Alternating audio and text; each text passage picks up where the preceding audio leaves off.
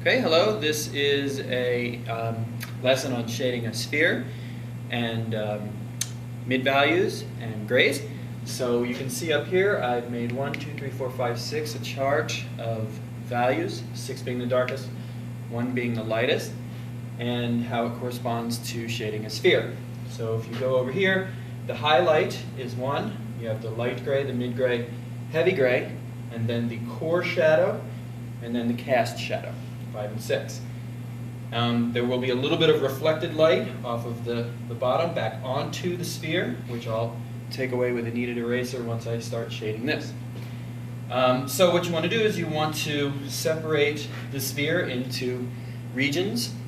You're going to start the first one at 12 o'clock, end at 4 o'clock in a semicircle, making a half moon, and progress in towards the light source, where right here in the middle is going to be the highlight in the shape of a sphere.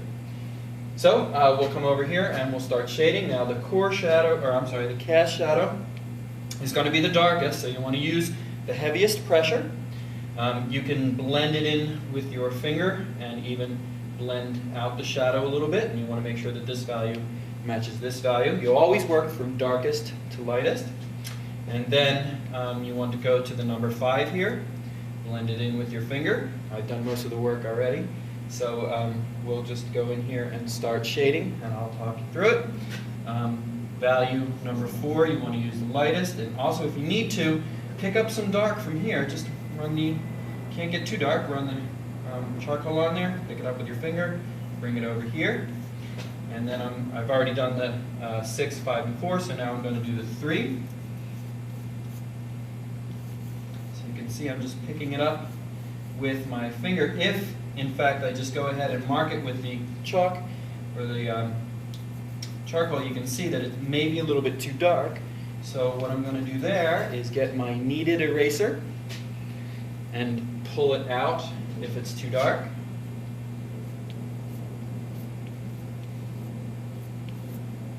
Always working again from darkest to lightest, maybe even drawing some of this in.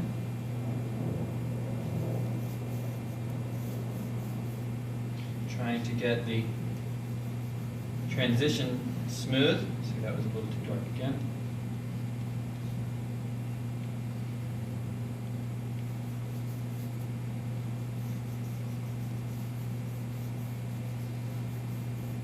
The light source is going to be in this direction, and you always want to shade in the direction of the light source.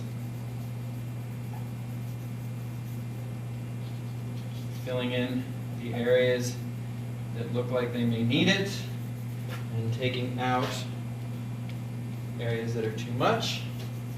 And very quickly we'll finish this up here with the number 2.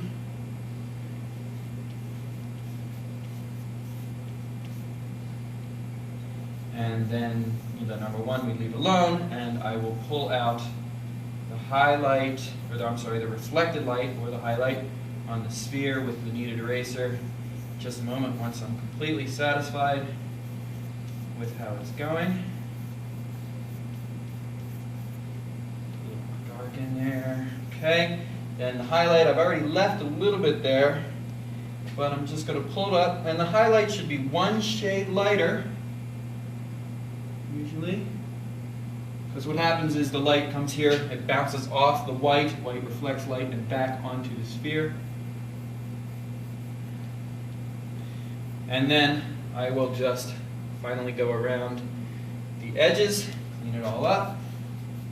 The kneaded eraser is good because you can fold it and get the dirty stuff on the inside, the clean stuff on the outside. And finally, fade the shadow.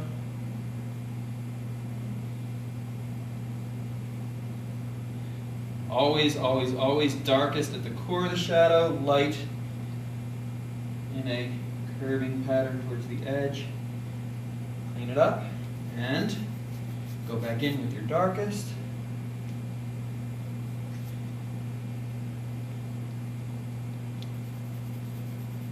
And you're done. That's how you shade a sphere. And that's one of the building blocks of beginning drawing. Thank you.